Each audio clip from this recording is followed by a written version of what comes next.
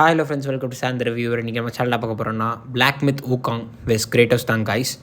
ஒரு மங்கி கிங்குக்கும் ஒரு டெமிகார்டுக்கும் ஃபைட் வச்சா யார் டிஃபீட் பண்ணுவாங்கிறதாங்க கைஸ் இந்த வீடியோக்குள்ளே போகிறதுக்கு முன்னாடி சாந்த் ரிவ்யூ சேனல் லைக் பண்ணுங்கள், ஷேர் பண்ணுங்கள், சப்ஸ்கிரைப் பண்ணுங்கள். வாங்க வீடியோக்குள்ளே போகலாம்.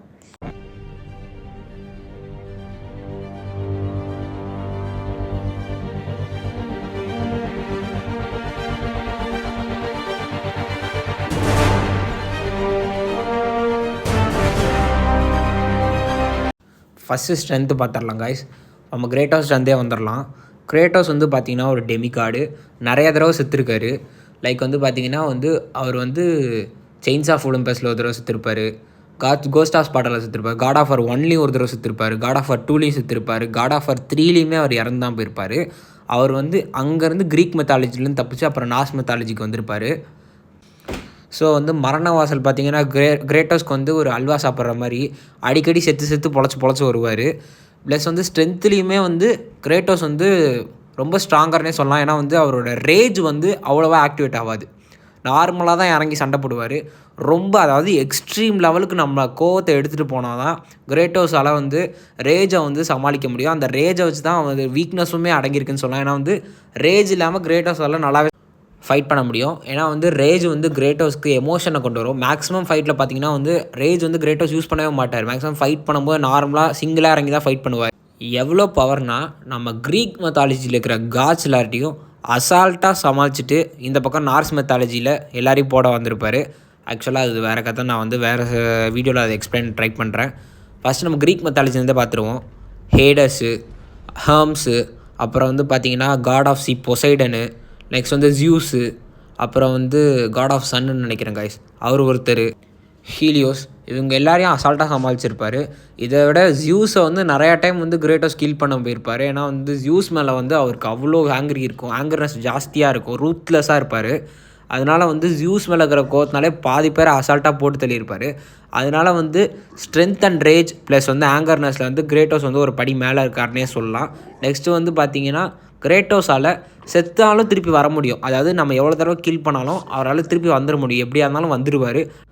நான் ஏற்கனவே சொன்ன மாதிரி நரகத்தோட வாசல் கிரேட்டோஸ்க்கு அந்த வல்ஹல்லா கேட்டு ரொம்ப ஸ்ட்ராங்காக இருக்கும். ஸோ அதை ஈஸியாக ஓப்பன் பண்ணனால அவர் ஸ்ட்ரென்த்லேயுமே ஜாஸ்தினே வச்சுக்கலாம். நெக்ஸ்ட்டு நம்ம பார்த்திங்கன்னா அவரோட வீக்னஸ்ன்னு பார்த்திங்கன்னா நான் ஏற்கனவே சொன்ன மாதிரி ரேஜ் தான் இருக்கும் கைஸ். ரேஜ் ரொம்ப இருந்துச்சுன்னா கிரேட்டஸால் அதை கண்ட்ரோலே பண்ண முடியாது. ப்ளஸ் அட்ரீஸ்னே சொல்லலாம். அட்ரீஸ் யாராவது தூக்கிட்டால் கிரேட்டஸால் அதை தாங்கிக்கவே முடியாது. எப்படியாவது அவனை காப்பாற்றி கொண்டு வரணுன்னு தான் நினைப்பார். ப்ளஸ் ஸ்ட்ரென்த் நான் ஆல்ரெடி எக்ஸ்பிளைன் பண்ண மாதிரி ஹெய்ம்டால் ஃபைட் நீங்கள் கேள்விப்பட்டிருக்க மாட்டீங்க நிறைய பேர். ஹெய்ம்டால் ஃபைட் நீங்கள் பார்த்தீங்கன்னா பயங்கரமாக இருக்கும்.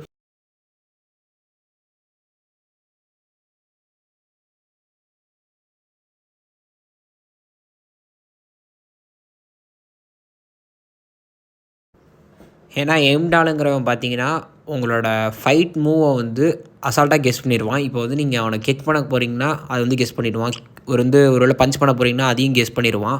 அப்படிப்பட்ட ஒரு ஆளை நம்ம கிரேட்டோஸ் எப்படி சமாளிக்கிறாருங்கிறத அசால்ட்டாக காமிச்சிருப்பாங்க. ப்ளஸ் நம்ம நார்ஸ் மித்தாலஜியில் தோரை கொண்டுருவார். ப்ளஸ் தோரோட ஃபாதர் ஓடின்னு அவரையும் போட்டுருவார். ஹெய்ம்டால் ஃபைட்டு தான் செம்மையாக இருக்கும். தென் பார்த்தீங்கன்னா கிரேட்டோஸ்ட்ட நிறையா வெப்பன்ஸ் இருக்கும். லைக் பிளேட் ஆஃப் கேவ்ஸ் இருக்கும். அந்த சிலையாக மாற்றுற ஒரு வெப்பன் வச்சுருப்பார். ப்ளஸ் ஒவ்வொரு வில்லன்ட்டேருந்து ஒவ்வொரு வெப்பனாக பிடுங்கிப்பார். அதில் இருக்கிறனால வெப்பன்ஸுக்கு கிரேட்டோஸ்க்கு பஞ்சமே இல்லைன்னு சொல்லலாம். ஏன்னா வெப்பன்ஸ் நிறையா யூஸ் பண்ணுவார். இதில் கிரேட்டோஸ் தான் லீட் பண்ணிகிட்ருக்காரு. வெப்பன் சைடில் கிரேட்டோஸ் லீட் பண்ணிட்டுருக்காரு. நெக்ஸ்ட்டு பார்த்திங்கன்னா நம்ம பிளாக் மித் ஊகாங் கிட்டேருந்து வருவோம். கிரேட்டோஸோட பிளாக் மித் ஊகாங் சலிச்சது கிடையாது. 2 பேர் ஈக்குவல்னே சொல்லலாம். ஏன்னா கிரேட்டோஸ்க்கு எவ்வளோ பவர் இருக்கோ அதை விட ஒரு மடங்கு மேலே பிளாக் மித் ஊகாங்க்கு இருக்குதுன்னு சொல்லலாம். அதாவது பிளாக் மித் ஊகாங் கேம் தான் கைஸ். நம்ம சன் ஊகாங்கும் மென்ஷன் பண்ணிக்கலாம். கேம்லேயுமே அப்படி தான் மென்ஷன் பண்ணியிருக்காங்க.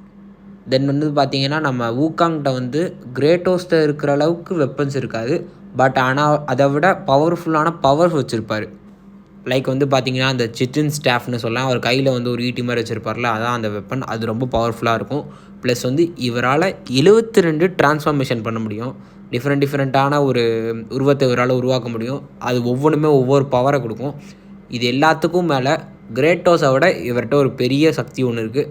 அதுதான் என்னடா இது புதுசாக இருக்குது அப்படின்னு கேட்டிங்கன்னா டேப்லெட்ஸை வந்து அவர் உருவாக்குவாராம் சண்டைக்கு போகிறதுக்கு முன்னாடி ஊக்காங் தான் இருக்குது எப்படின்னு பார்த்தீங்கன்னா வந்து அவர் சின்ன வயசுல அவர் பாட்டுக்கு நிறைய தரமாக தான் இருப்பாராம் ப்ளஸ் வந்து அவர் லைக் பீச்சஸ்மே சாப்பிட்ற மாதிரி அதாவது பீச்சஸ் ஃப்ரூட்டுமே வந்து சாப்பிட்ற மாதிரி மென்ஷன் செய்யப்பட்டிருக்கு. அதனால வந்து இம்மார்டலிட்டி ஜாஸ்தி. பிளாக் மித் ஊக்காங் அதாவது சன் ஊக்காங்க கொல்லவே முடியாது. It's impossible.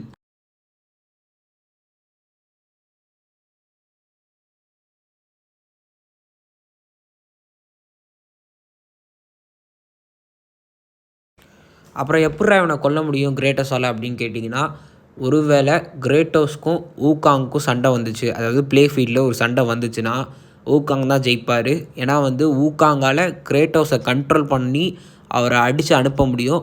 ஆனால் வந்து கிரேட்டோஸால் ஊக்காங் கொல்ல முடியாது. அப்படி ஊக்காங்கை கிரேட்டோஸ் கொல்லணும்னா கிரேட்டோஸ் வந்து ஊக்காங்கை 72 டைம்ஸ் கொல்லணுமா.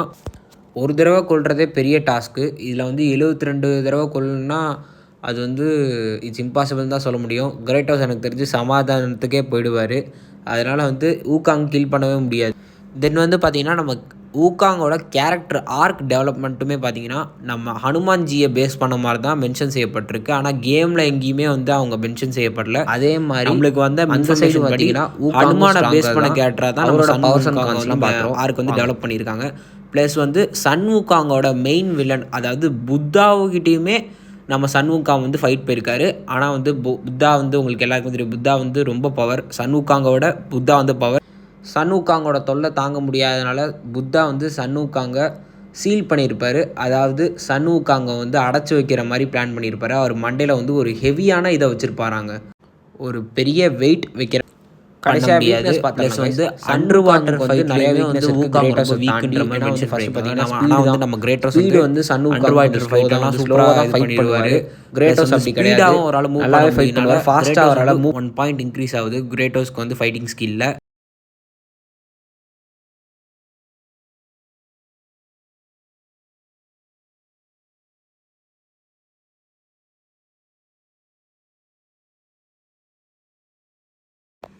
பட் இருந்தாலும் ஊக்காங்கை கொல்ல முடியாத அந்த காரணத்தினால ஊக்காங் தான் கைஸ் வின் பண்ணுறாரு. என்ன தான் வந்து ஊக்காங் கிட்ட இம்மார்டலிட்டி இருந்தாலும் கிரேட்டோஸ்ட்டுமே இம்மார்டலிட்டி இருக்க மாதிரி தான் சொல்கிறாங்க. ஏன்னா வந்து கிரேட்டோஸ்க்கு இம்மார்டலிட்டி இருக்கிற மாதிரி அவங்க எங்கேயுமே மென்ஷன் செய்யப்படலை. பட் இருந்தாலும் கிரேட்டோஸ் வந்து உயிர் தப்ப முடியும் அவரால். கிரேட்டோஸால் எங்கே இருந்தாலும் தப்பிச்சு வந்துட முடியும். இதில் இம்மார்டலிட்டி எங்கே ஒர்க் பண்ணுதுன்னு தெரில. ஆனால் வந்து கிரேட்டோஸால் திருப்பி வர முடியும். It's possible. 2 பேருக்கும் சண்டை வச்சா 2 பேரும் ஈக்குவலில் தான் வருவாங்க, மேக்ஸிமம் ஈக்குவலில் தான் வருவாங்க. பட் வந்து ஊக்காங் வந்து 72 டைம்ஸ் கில் பண்ணுறதுங்கிறது அது என்ன லாஜிக்னு எனக்கு தெரில. ஏன்னா வந்து 72 டைம்ஸ் வந்து கில் பண்ணுறது வந்து இட்ஸ் இம்பாசிபிள். ஒரு டைம் வந்து ஊக்காங் கில் பண்ணுறனாலே இம்பாசிபிள். இதில் 72 டைம்ஸ் வந்து முடியவே முடியாது. இந்த எண்டில் வந்து பார்த்திங்கன்னா ஊக்காங் தான் வின் பண்ணுறாரு. கிரேட்டோஸ் வர்சஸ் ஊக்காங்கில் ஊக்காங் தான் வின் பண்ணுவார். ஆனால் இன் மை ஒப்பீனியன் நான் வந்து ஒரு கிரேட்டோஸ் ஃபேன் தான் கைஸ். என்ன கேட்டால் கிரேட்டோஸ் வந்து விட்டு கொடுக்க மாட்டார், கிவ் அப் பண்ணவே மாட்டார். அதனால் கிரேட்டோஸ் தான் வின் பண்ணுவார்னு சொல்லுவேன். ஏன்னா வந்து கிரேட்டோஸ் கிவ் அப் பண்ணாத காரணத்தினால கிரேட்டோஸ் வின் பண்ணுவான்னு சொல்லுவேன். ஏன்னா வந்து கிரேட்டோஸ் வந்து ஒத்துக்கணும், நான் வந்து தோத்துட்டேன்னு ஒத்துக்கிட்டா தான் அது வந்து தோல்வி. அது வரைக்கும் கிரேட்டோஸ் வந்து விட்டு கொடுக்க மாட்டார், கடைசி வரைக்கும் ஃபைட் பண்ணுவார். மேக்ஸிமம் என்னால் முடிஞ்ச வரைக்கும் 2 பேர்த்தோட வீக்னஸும் ஸ்ட்ரென்த்தும் எக்ஸ்பிளைன் பண்ணியிருப்பேன் கைஸ். நீங்கள் ஒரு அசியூம் பண்ணியிருப்பீங்க யார் வின் பண்ணிடுவான்னு. இன் மை ஒப்பீனியன் கிரேட்டோஸ்க்கு தான் சப்போர்ட் பண்ணுவேன் கைஸ். நீங்கள் ஒரு கிரேட்டோஸ் ஃபேனாக இருந்தீங்கன்னா மறக்காமல் நம்ம சேனல் லைக் பண்ணுங்கள், ஷேர் பண்ணுங்கள், சப்ஸ்கிரைப் பண்ணுங்கள். மேலும் வீடியோஸுக்கு உங்கள் தாட்ஸை கமெண்ட் பண்ணுங்கள்.